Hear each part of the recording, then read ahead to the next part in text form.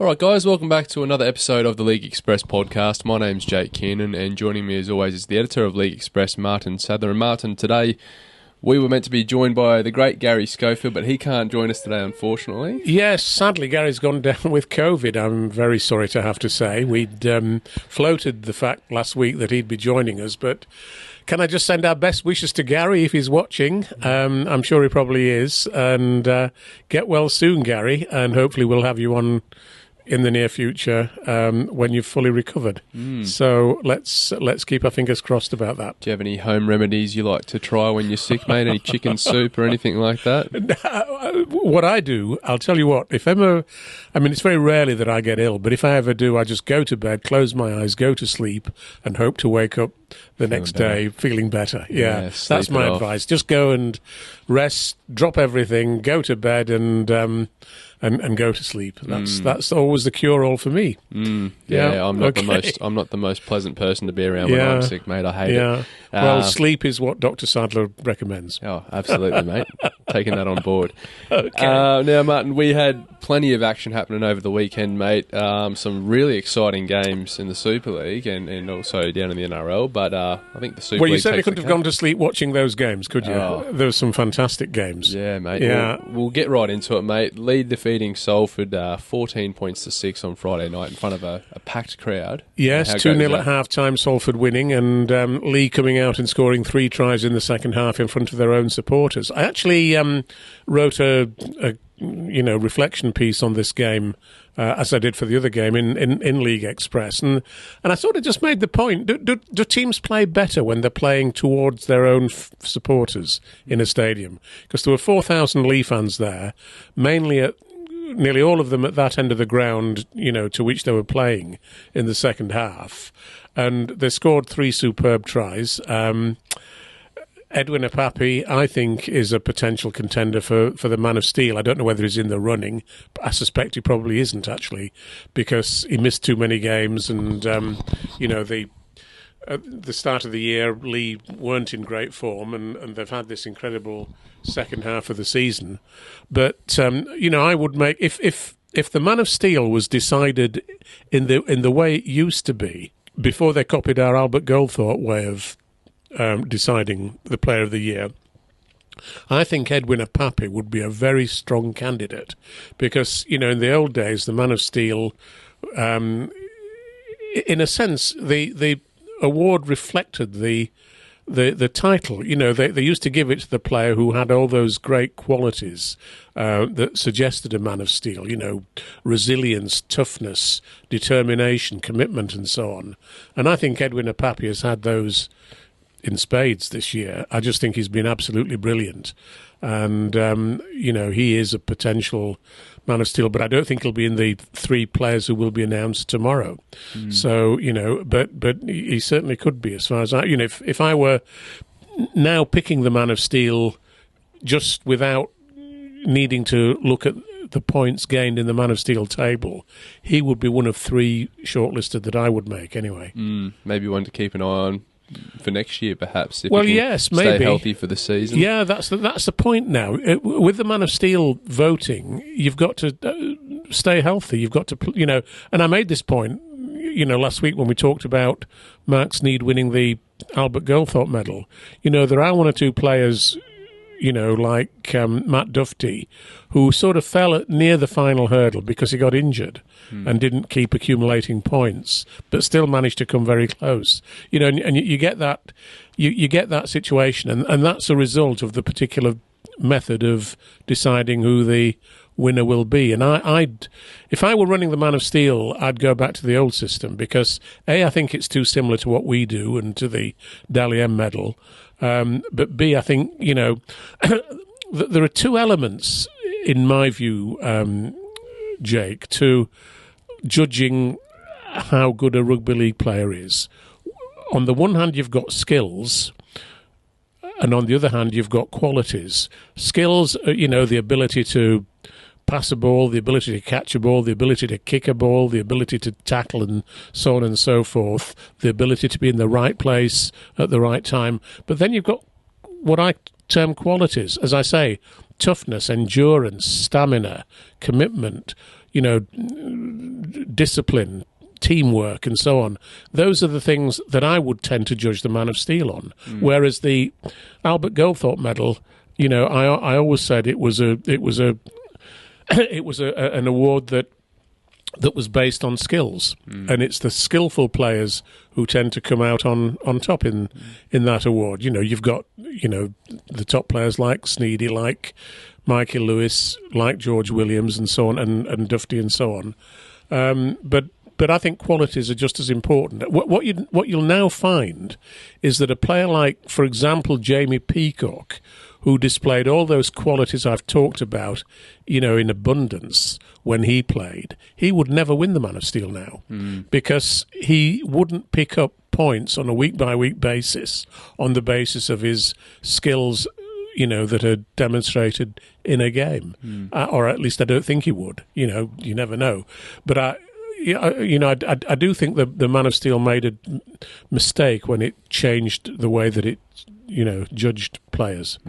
It's always interesting too when you talk to coaches, and it may not come across to casual fans, but when you hear these coaches talking about those little effort areas, the 1%ers that they really appreciate their players doing, and you don't know how important certain players are to their team until you talk to coaches about the little things. And until those do. players are missing, and that's interesting, isn't it? That's right. Yeah. And that's the thing, we're always following the ball and watching the action, but it's, what's happening off the ball as well. We don't often see, the fullback at the back organising the defensive line. We don't see the front rowers, pushing to come back around to the other side of the ruck to cover the short side. Dead right. Yeah. I couldn't agree more. There's it was obviously a great crowd attendance, a record-breaking crowd attendance. It's interesting, isn't it? And that's why I've said, in a sense, both clubs triumphed really on Friday night, because although Salford didn't win, I've said for a long time that I would love to see that stadium full or very nearly full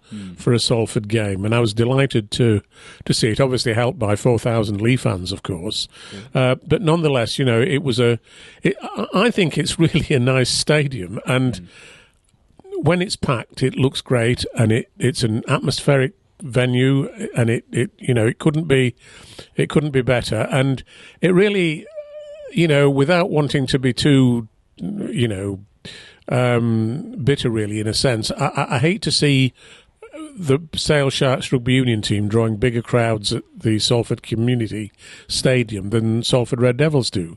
And it's, what I'd love to see is Salford getting more crowds like that next year for regular season games. That would be terrific. And I hope they can boost their support and get more people coming along, and that would be marvellous in my view. But Leigh were outstanding. I thought Leigh were great, and some great tries. Brilliant try created by Edwin Ipapi for Gareth O'Brien. That running through the Salford defence at speed and giving a long pass out to the right. Takes some doing when you're running at top speed, and it landed straight in Gareth O'Brien's breadbasket, and he went over to score. Brilliant try, brilliant piece of play by Pappy. And of course we had Josh Charnley scoring a try that put him level with Danny Maguire in second place in the Super League try scorers. And I'm delighted to say, poor old Josh got carried off on a stretcher with a neck injury. And of course, whenever you see that, you always are very, very concerned. I hate seeing players badly injured and taken off the field in a stretcher. But fortunately, he was taken to hospital and allowed out the following day. And he posted a message on Instagram, I think, saying that he was okay and thanking everybody for their concern. And I just send our best wishes to Josh as well, because, you hope that there are no lingering side effects of that injury. I don't know. I would imagine he wouldn't be playing this week, but who knows? Yeah, I think Derek was quick to post on Twitter that he'll be they'll be standing him down as a club for the 12 days concussion protocols. Yes. But as you said, mate, it's never nice. And one of my first thoughts when you see players coming off on the stretcher is, I wonder how their family's feeling at the moment. Oh that's gosh, such a sad sight to see. Yeah. But best wishes to Josh.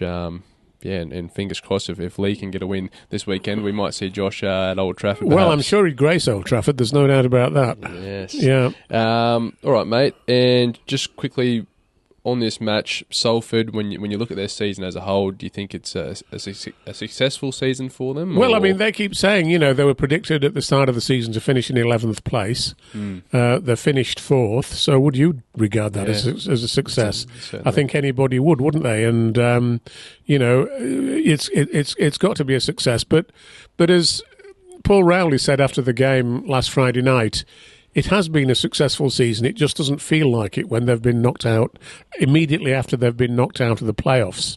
You can't. Nobody ever feels successful when they've just been beaten. No, that's right. Even though the rest of the season may have been a great season for them. Yeah, absolutely. And just one thing, I am going to head along to this Friday. I think there's a Sale rugby match on this Friday night, so I'm going to be heading along to that one, mate. I'll be able to report back next week okay. on what the experience is like, and maybe compare between the two leagues. Okay. Our social tag rugby team has organised a bit of a night out, so they've picked to go to a Sale rugby game, which I'm not too pleased about, mate. Into the enemy camp, mate. Yeah, that's right. Yeah, that's right. But no, I'll be keeping an eye on the scores and probably watching the Super League on my phone while I'm there. Yeah, well, I hope it's a good game for you. Yes, who are they playing? I'm not sure, to be honest with you. I haven't even looked. Because I'm a rugby league fan, mate. Yes, of course. Union. Of course.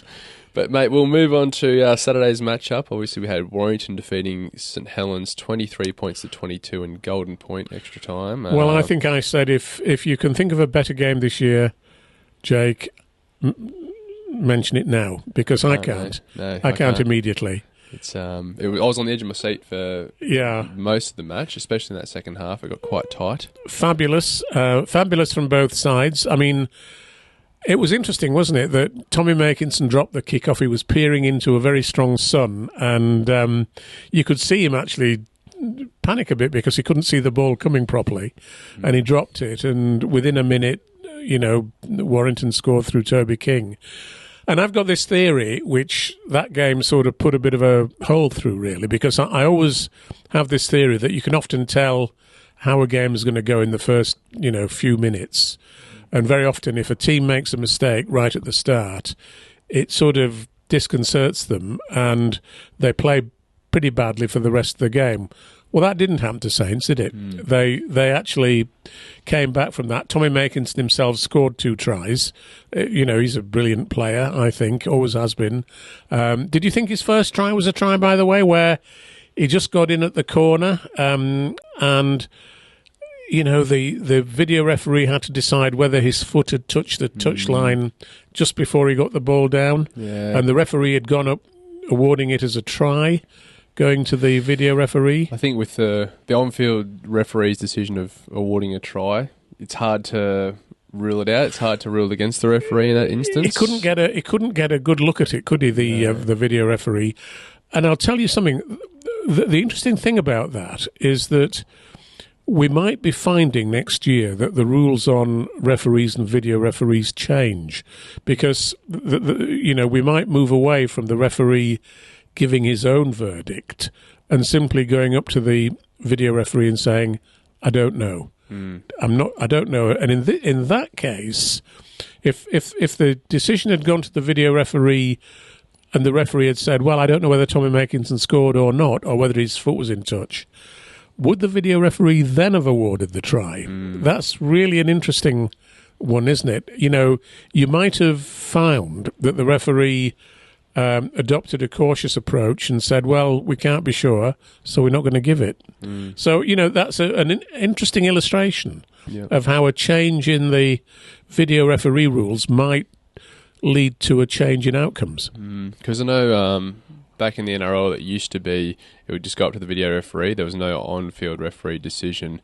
And then in times where they didn't know, the referee would sometimes give like a try benefit of the doubt on the screen, and then sometimes they'd come up with a ref's call, so it was down to the on-field referee to make the decision. But then they brought in that rule where the referee did have to give an indication whether he thought it was a try or a no try. There's no perfect way to do it, though, because there are situations where, quite bluntly, it's just not clear, and you've got to go with your instinct. My instinct would always be to err on the side of rewarding great play. So if there was a bit of a if there was any doubt about it, I would give the try personally. But some people would disagree with that. Yeah. It's always tough in those instances where it looks like it could be simultaneous. Yes. But I mean, look. It's a tough job being a video referee. I wouldn't like to be in the hot seat, mate. But there was some great, it was a great game, and as I say, St Helens went down 6-0, but then got back into a 16-6 lead, and the crucial thing was that I think Warrington rather did score before the half-time hooter, didn't they? They got that try. It was Matty Ashton, 36 minutes, and got it back to 16-12 at the interval.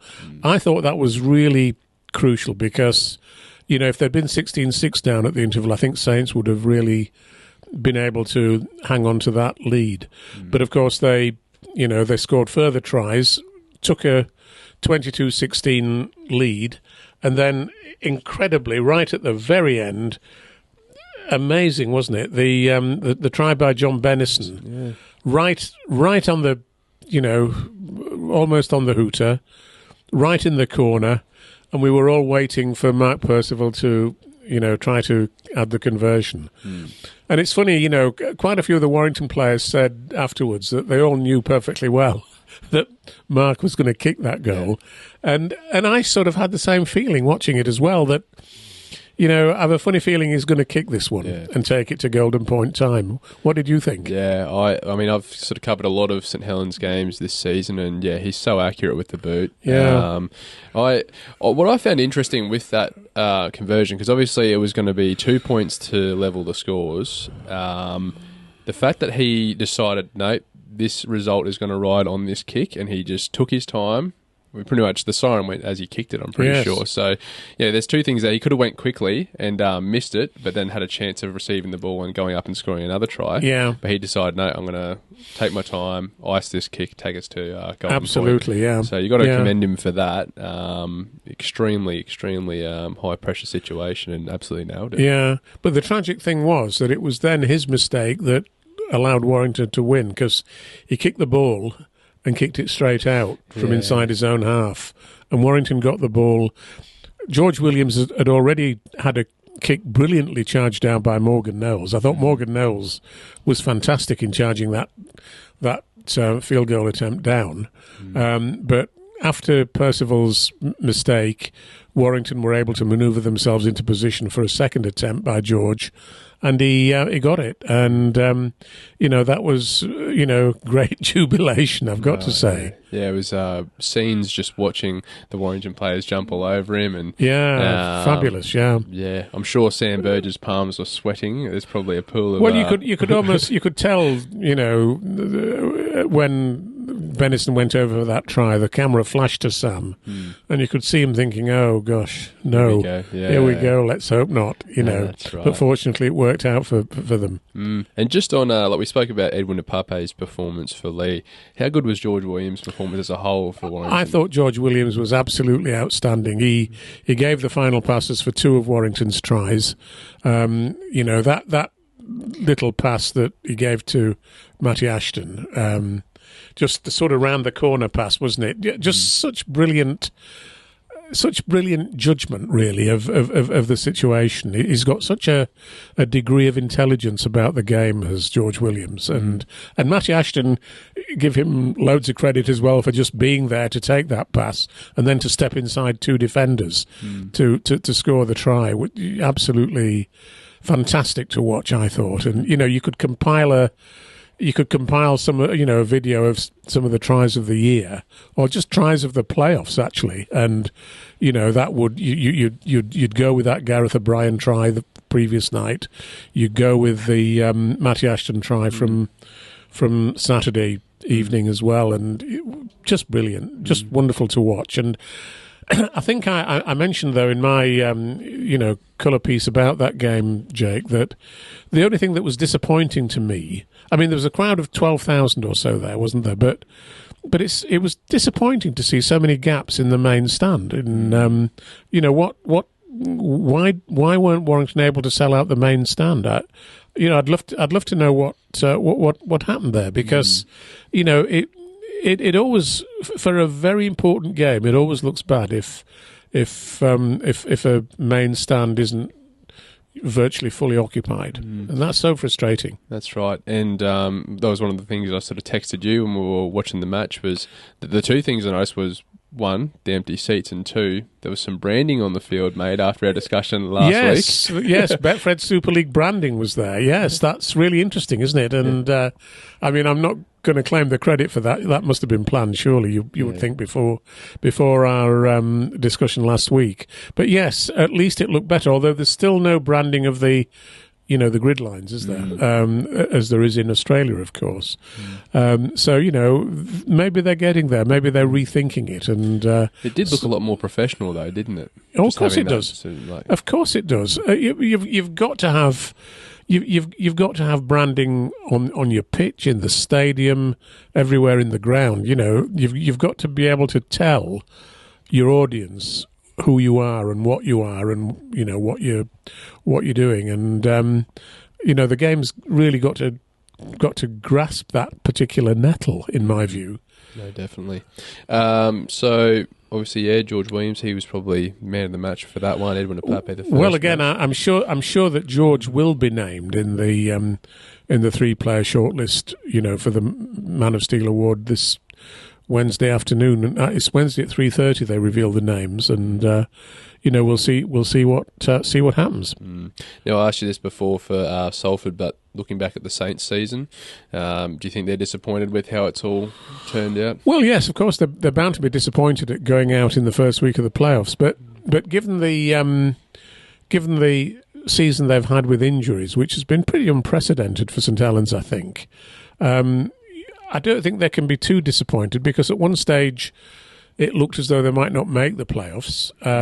So they did get there, and they did go out on their on their shield, didn't they? They actually gave Warrington a hell of a lot to think about, and very nearly won the game. Could very easily have won that game. Lewis Dodd was no doubt getting ready to kick a field goal of his own, and they can face the close season with pride. Of course, they will be losing quite a few players. Tommy Makinson going to Catalans, and Lewis Dodd going to South Sydney. They're losing Sione Matautia, of course. He's going back to Australia. I'm assuming he'll continue his career somewhere in Australia. So they'll need a little bit of rebuilding, but hopefully not much, and they'll come back stronger next year. I'm fairly sure. Yeah, no, I agree, mate. We'll get into this weekend's matchups a little bit later, but we also had some NRL results over the weekend. The grand final's now been decided, with Storm defeating the Roosters 48 points to 18. Well, the Storm were absolutely sensational on Friday. But of course, they had a big problem with Nelson Asafa-Solomona, who's now, that first minute injury or illegal tackle that's seen him banned from the grand final.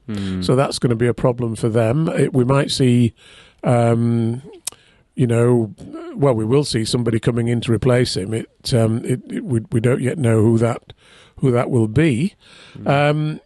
But yes, it's going to be. But again, the Storm are just a great side, aren't they? And they've got some absolutely fabulous players who really guide them round the park. And I think they're going to be a real challenge for Penrith to win this coming weekend. But the great thing about that game was that it was a sellout crowd, and it looked like a sellout crowd, didn't it? Which, a full house in Melbourne.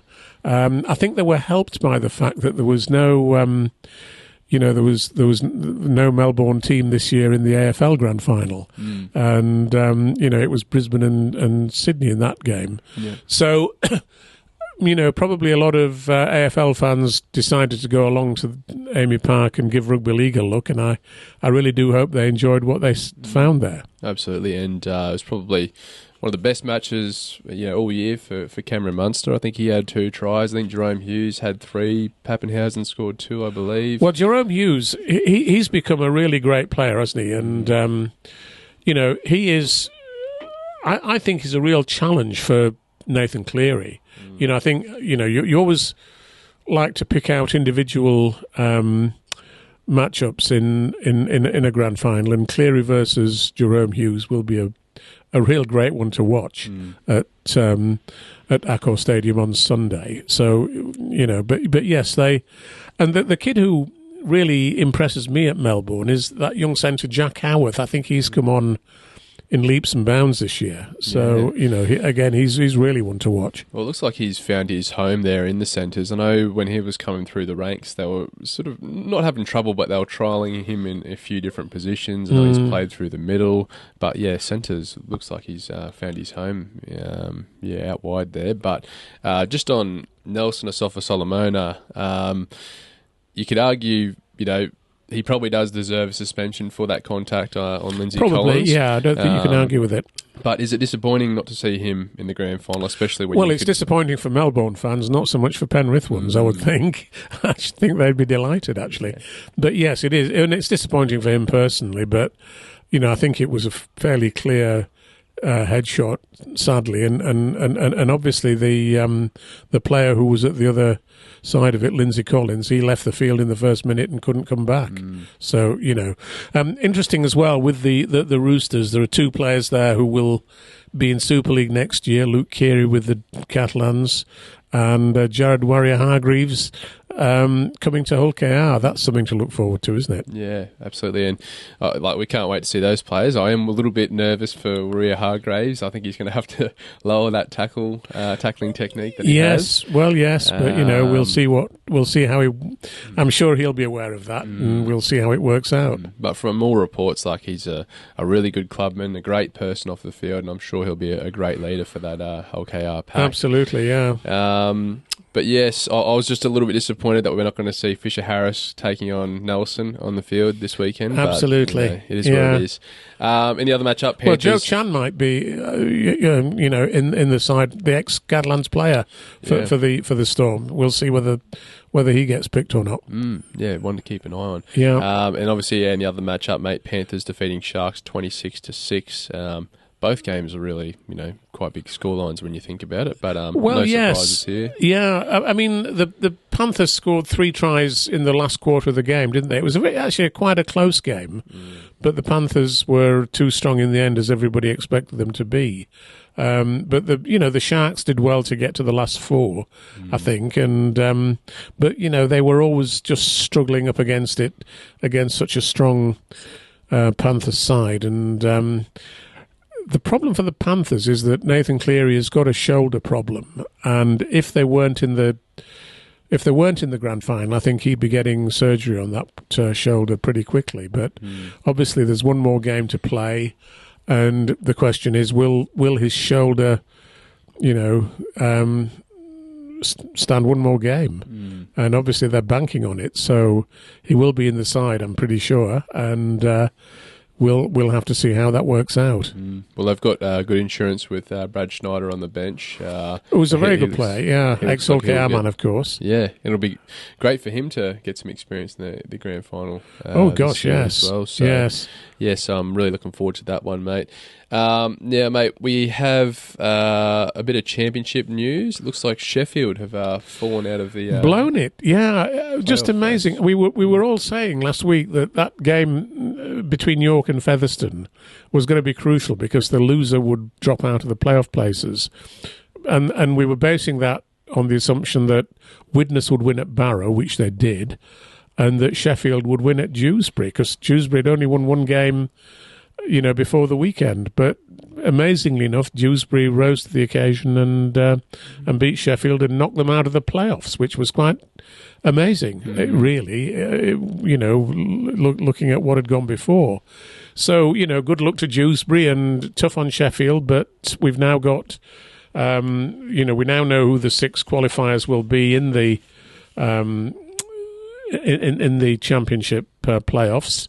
Wakefield, Toulouse, Bradford, York, Widnes and Featherstone. And we'll see some very interesting games, I'm pretty sure. Yeah, and I think I read that Pele scored 3 tries for Bradford over the weekend. Yes, Pele, not the football player, but Franklin Pele. Franklin Pele, yeah. Which is, quite an effort for, I assume he was playing in the front row, but... Well, he's played well ever since Hull FC released him, and I always thought they released him far too early. They seem to think that he wasn't up to much, and... he's been terrorising Championship defences ever since.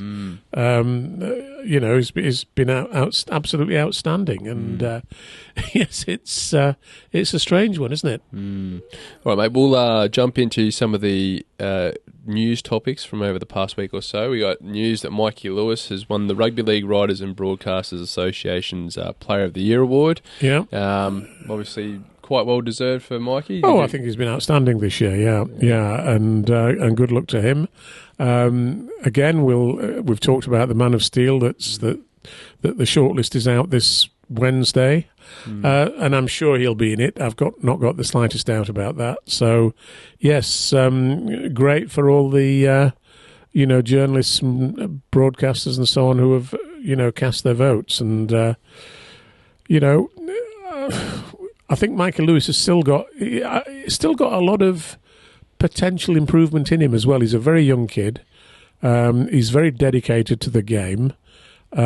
He's picking up skills. I think, for example, his kicking game has got a lot better this year because there's been more of an onus on him to be the lead kicker in the Hull KR attack, and I think he's risen to that challenge. And Hull KR's position in the league table demonstrates that, doesn't it? Yeah, no, absolutely. We also had some news around the nominees for the Young Player of the Year award. Junior Nsemba, Matty Nicholson and George Delaney are the 3 nominees for that award. Well, I would think that Junior Nsemba is 100 to 1 on for that award, and that's no disrespect to the other 2 players you mentioned, but Junior Nsemba has been outstanding for Wigan, and I think he's nailed on for that award. To be honest, it's one of those sort of sliding doors moments, isn't it? With the injury we obviously saw to Willie Isa early in the season, that's really provided that opportunity for Nsemba to come It always through. happens, doesn't it, with young players? It's amazing how often a young player like Junior Nsemba just needs someone to be injured, who's ahead of him in the selection rankings, and he can come into a team perhaps unexpectedly initially and then just make a great name for himself and secure the place. And now he's probably the last player that Matty Pete would drop, although when you've got Bevan French in the side, maybe not, but who knows? It's top three. Yeah, top 3 with maybe. Yeah, with Bevan French and Jay Field. Yeah. You could even say maybe top 5 was Harry Smith, obviously very important. Harry to that Smith team and as well. Liam Marshall, of course, as well. Well, they've got some great players at Wigan. Yeah, very, very sport for choice, that's for sure.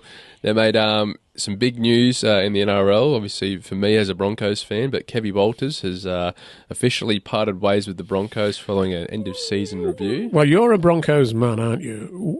Would you have given him his marching orders? Look, I'm putting you on the spot here. Yeah, I'm a little bit torn here. Never mind. Let's have a decision. I think at the end of the day, it was the right decision to make. He's had 4 cracks at it now, as in 4 seasons with the Broncos. They've made the finals and grand final in one of those years. I think the next best finish was a 9th place finish. Yes, 12th this year. Yeah, so it's tough. You can't go from being in the grand final to finishing 12th the following season, and as a Broncos fan, you just expect more with that roster that we have. You do. There's so much talent. There's so many representative players on that team, and for them to be, not even being within a sniff of the top 8. I mean, I know it was close there for a few weeks, but to finish 12th after being in the grand final is just unacceptable. And they moved very quickly to appoint Michael Maguire, didn't they? Yeah, they did. And this is where I give the Broncos a little bit of credit for how they've handled this whole situation. They announced the news that Kevin Walters would be leaving the club late on a Thursday night, I believe. It was after NRL 360 went to air, so Gordon Tallis and that panel couldn't sort of tear apart the decision, which was nice. It sort of took the spotlight off the club a little bit. And then, the quick turnaround to get in and appoint Michael Maguire before, I think it was official today, but within days of making that announcement. They did great work too. And interestingly, Gordon Tallis had said beforehand, when the rumours were swirling about Maguire, that he didn't really... he opposed that decision because I think mainly because Michael Maguire's a New South Welshman, probably, and of course had taken New South Wales to that state of origin 2-1 victory against Queensland this year. And I would think as a Queenslander, you must be quite glad that he's not going to be coaching the Blues again. Yeah, very happy he's not coaching the Blues, and he's just I don't know when you looked at the candidates, so if we break it down like they were discussing potentially Trent Barrett, who's coming to the club as an assistant. I know Brad Arthur's name was mentioned, although we know he's signed on with Leeds for next season as well. I'm trying to think of other names. Demetrio was also thrown up as well. He was a former assistant under Wayne Bennett at the Broncos. But if you look at all of those candidates, there's no denying that Madge is probably the perfect candidate for what the Broncos need. Well, they need toughening up, don't they? Yeah. They do need toughening up. There's a bit of a... From the outside, I mean, you never know. We're always looking in from the outside, aren't we? So we can't have perfect judgment. But it looks from the outside as though there's a bit of a weakness in the Broncos culture.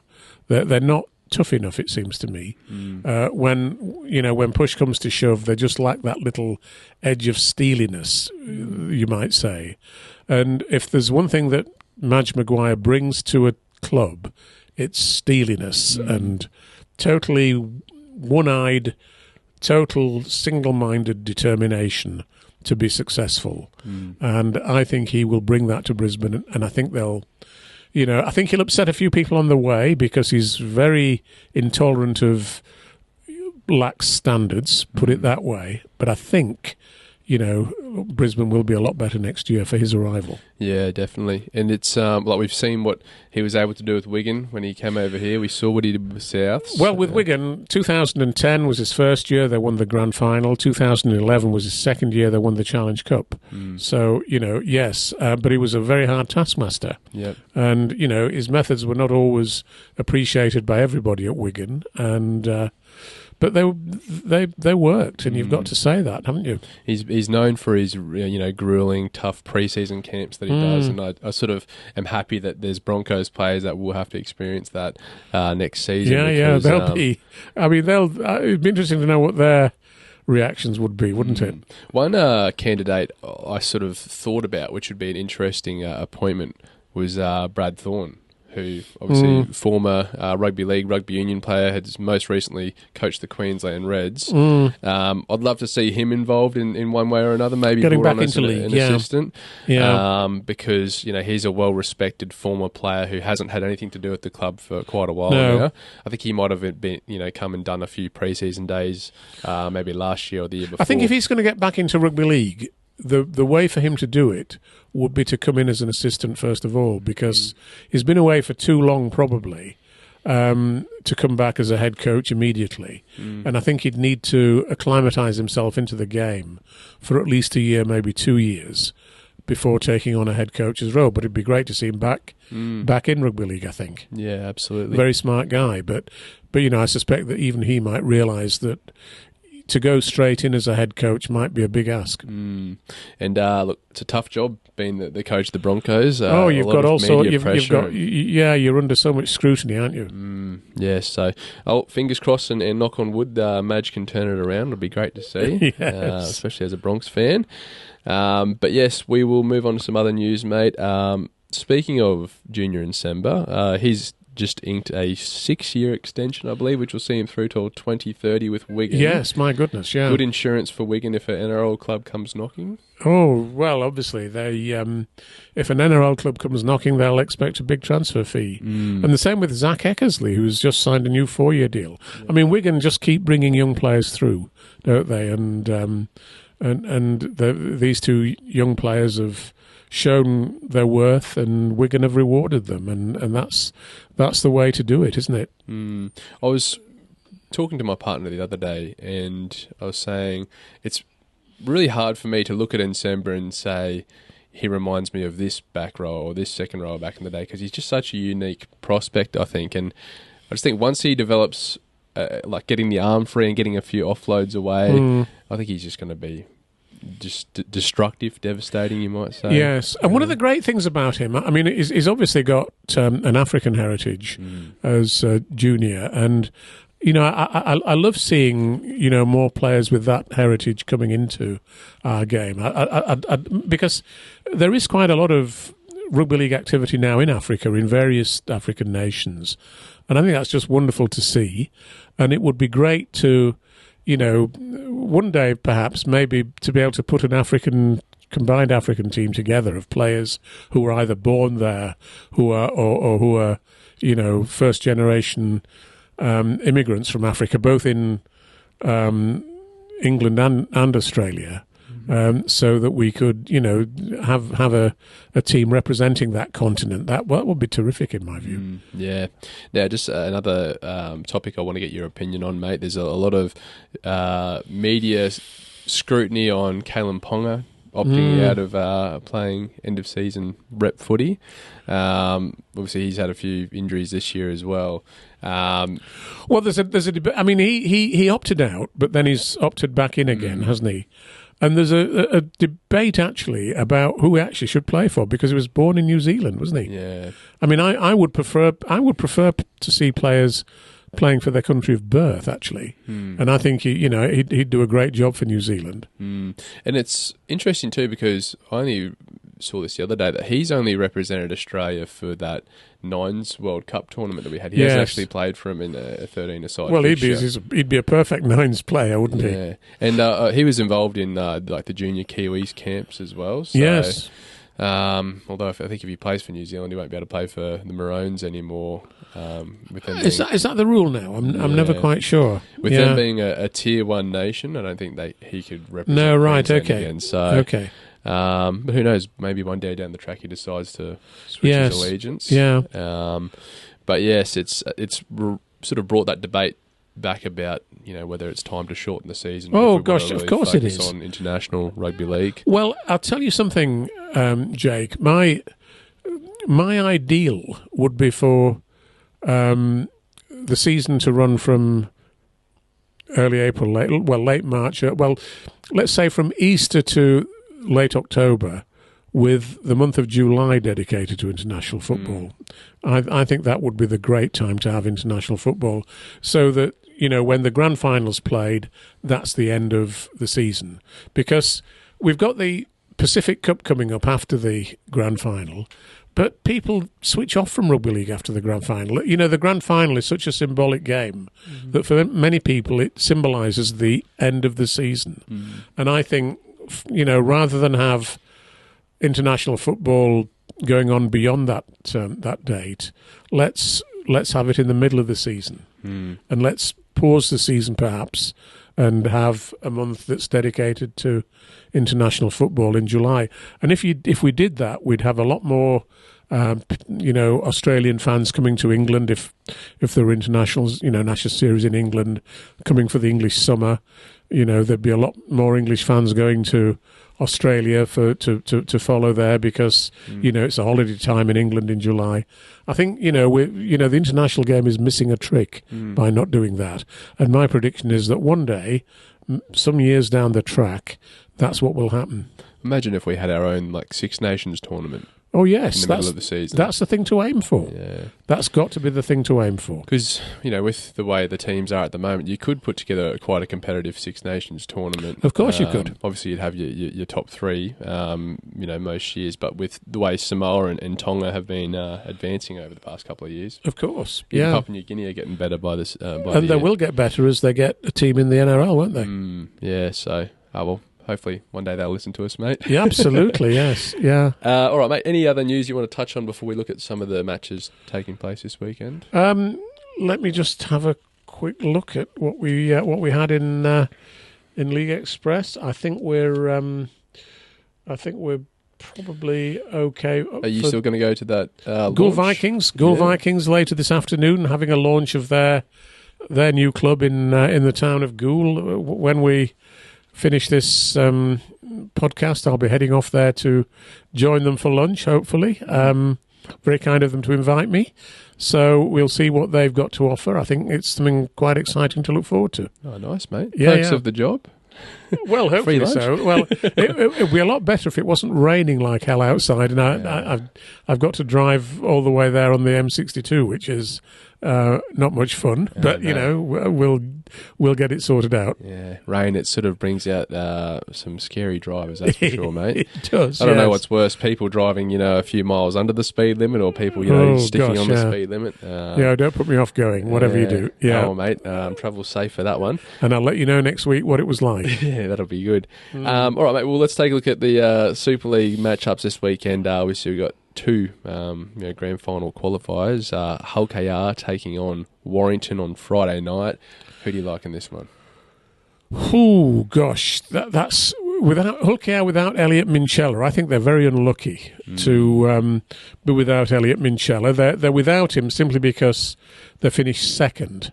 If they'd and didn't have a game at the weekend, he was suspended for 2 matches, and I just feel really sorry for them, because if they'd finished third, they would have, been able to play Minchella this weekend, because the 2 matches would have already been served. I found this game incredibly hard to call. Michael Lewis versus George Williams, what a matchup that is. Obviously, it'll be played in front of a full house at Hull KR, and I think that just might swing it, that Hull KR having home advantage, they might just be helped to get over the line because of that. But without Minchella, I think they're going to have to face, it'll be interesting to know what their game plan is without their captain. And, Warrington look very strong going over there. And, maybe it's Warrington's season this year. I mean, it's interesting, isn't it? The 4 teams in the final 4, the semi-finals, of the 4 teams, only Wigan have won the grand final before. We've got 3 teams who have never won it, and of those 3, only Warrington have actually been to Old Trafford in the past. So, you've got to say Warrington have got the sort of experience of getting to the grand final. Hull KR haven't, and neither have Lee. But it's going to be an interesting challenge. I think, it could almost be another Golden Point game, couldn't it? Yeah. And I wouldn't like to. And if it does go to Golden Point, I think George Williams might snatch it again. But who knows? It's a real humdinger, this one, and too close to call, Jake. Yeah, it is. It will be. And I think Hull KR have allocated 1,200 tickets for Warrington fans, I believe I read. 1,200 or 1,400, I'm not quite sure what the figure... Yeah, something like that, yeah. Which is obviously a massive advantage for Hull KR. It's going to be a hostile environment Absolutely, yes. for the Wire fans. So, I can't wait for that one, mate. And then Saturday we have Wigan taking on Lee, and what will be a massive... Well, I'm actually quite glad Lee didn't have to go to Hull KR, because they took 4,000 fans to Salford. And obviously, if they'd only had 12 or 1,400 tickets for Hull KR, there'd have been a lot of disappointed Lee fans. But they will all be able to fit into the Brick Community Stadium in Wigan on Saturday, and they will make a hell of a lot of noise. I'd love to see that game drawing more than 20,000 people, with the combined Wigan and Lee support, and maybe a few neutrals going along to experience what will be a tremendous atmosphere. I hope it's not a game too far for Lee, because they will be missing Josh Charnley, as we've already said. They will be missing Frankie Halton, who got a concussion against Salford last Friday. And we're not quite sure whether they'll have Kai O'Donnell back, and he's been such an important player for them this season. Having said all that, they will still have a very strong side. They've lost twice this year so far at Wigan in league games, but maybe it's time for them to rise to the challenge and actually get to Old Trafford. And they'll certainly have an incentive. Obviously, Derek Beaumont, their owner, would love to see them at Old Trafford. He is a Manchester United season ticket holder himself, and he'd love to see his own team playing at the Theatre of Dreams. And who knows if they can do it. I mean, I've got to back Wigan, probably by about 10 or 12 points. But, with players like Edwin Apapi, if Edwin Apapi decides to have another great game, anything's possible. That's right, mate. Well, they say bad things come in threes, so maybe for Wigan fans, well, you never know. A third man of the match performance, perhaps. Well, who knows? But I mean, it would be amazing, wouldn't it, if it were Lee and Hulk-AR in the grand final? Two sides coming new to the grand final, of course, bringing back memories of that great game at Wembley last year when Lee pipped it in Golden Point. So who knows? It's quite an interesting. We actually had a tremendous start to the playoffs in Super League, and there's every chance that this weekend will be just as good, I think, with both games. Yeah, I can't wait, mate. Moving on, so we've obviously got the NRL Grand Final as well, Penrith versus Storm. Who do you like in that one? Well, in a grand final, you've always got to like Penrith and Nathan Cleary, but the Storm are just a great side, and it would be a fantastic triumph for them to do it. I'm wavering. I'm sort of thinking there's every reason why Penrith might win, but then I think, well, there's every reason why Melbourne might win. So I think it's too close to call, and nothing would surprise me in this game. I just think it's going to be an absolutely fantastic match. Maybe Melbourne just sneaking it. Who knows? Yeah, I'll probably side with you on that one and take the Storm. Because, I mean, anything could happen to Cleary's shoulder in the first 5-10 minutes of the match. And I think if they lose him early, Storm for sure.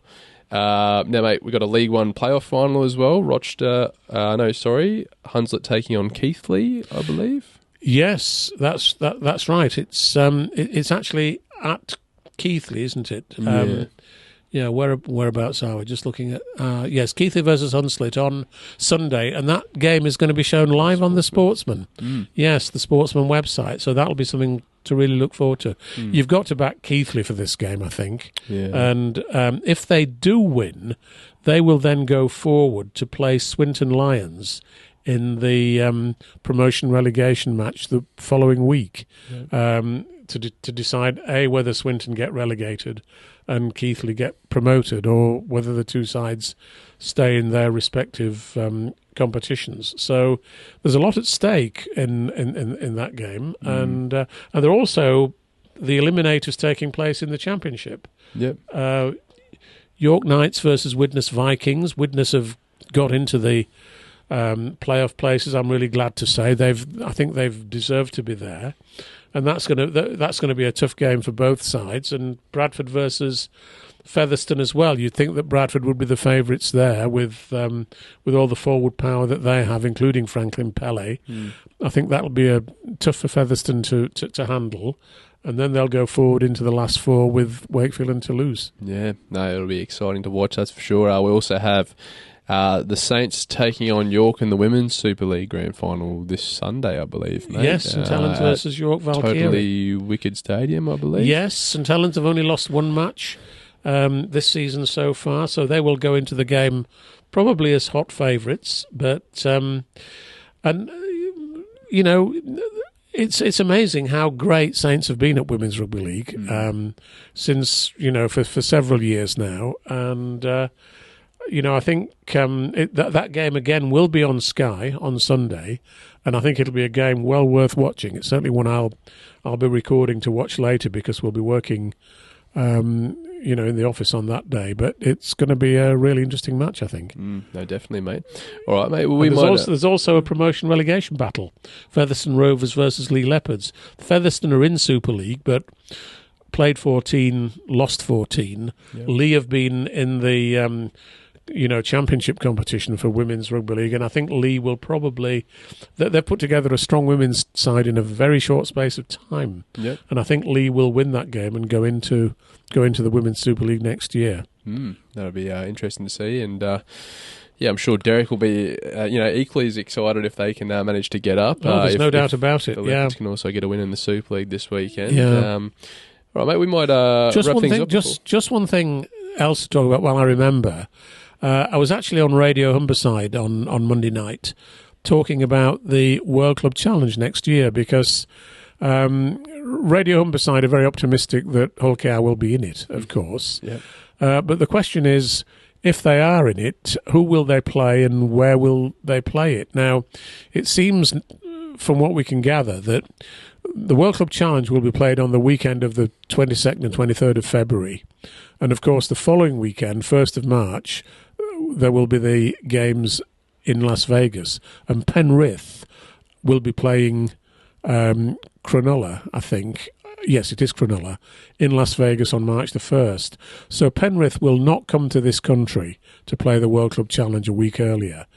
So if they win the grand final this weekend, if they're going to play a World Club Challenge, the British team will probably have to go to Penrith to play them, which would be a problem if Wigan won it, or Warrington, because Wigan and Warrington are also playing in Las Vegas. So there's a possibility, if Penrith win the grand final, that they might, the World Club Challenge may not take place, which is rather, would be very sad.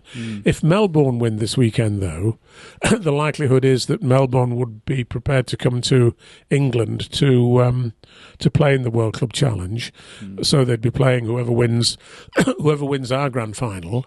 And the interesting thing then, if it were Hull KR, you've got to say, would they play the game at Hull KR? Because Hull KR Stadium, obviously might not hold the crowd that they might expect to draw for that game. So would Hull KR be prepared to play at their bitter rivals Hull FC's MKM Stadium that game? So there's quite a lot to think about in that, all those potential permutations of what might happen with the World Club Challenge. Yeah, wow. Yeah, a lot to think about. I'm surprised that Penrith wouldn't be open to coming over a week early and then just flying from here over to the US. That seems to be the feedback that's happened so far. You never know, there might be some changes in the they've got to win the grand final first, haven't they? So if they don't win the grand final, it's not worth worrying about. Yeah. But if they do win it, then it will take some fairly delicate diplomacy to decide, and particularly if Wigan or Warrington win our grand final, it will be. In a way, it would be such a shame that they couldn't have played the World Club Challenge in Las Vegas. Yeah. If they're both going. Say, if that was the case, could they go over a week early and schedule, a game at one of the stadiums over there? Well, you never know, do you? Somebody might suggest that. It's not the stupidest idea I've ever heard. Yeah. Well, we'll just wait and see who gets through first before we go and make our predictions. All right, mate, if you're happy to wrap things up now, mate, we'll remind our viewers and listeners, if you are watching us on YouTube, you can scan the QR code across the screen. Should be popping up right now if you want to get your online subscription to League Express. And don't forget, still in the stores as well, if you want to get yourself a hard copy. We've got the Rugby League World magazine on the desk here as well. You can get your subscription to that on Pocket Mags as well, just by scanning the QR code. And if you're watching us on YouTube, hit subscribe as well. Our subscribers are slowly ticking up, Martyn. Yes, so we are, yeah. A lot of things there to remind the listeners about. But, absolutely, yeah. Yeah, we've got to do it. So, all right, mate. Well, final point again, just once again, best wishes to Gary for a full recovery from COVID. Let's hope he's, back, in the running as soon as possible. Absolutely. It's a terrible thing, and it's almost surprises you when you hear someone getting it, and you're surprised it's still very around. Sad. But yeah, and final thing, this Rugby League World, you can get that, as we've said already, from the website. Great issue, this one. Yeah, absolutely, mate. All right, mate. We'll wrap it up here and do it again next week. And great stuff. We'll have heaps of news to talk about next week. We will, no doubt. Thanks a lot, Jake. No worries. Thanks, mate. Cheers, mate.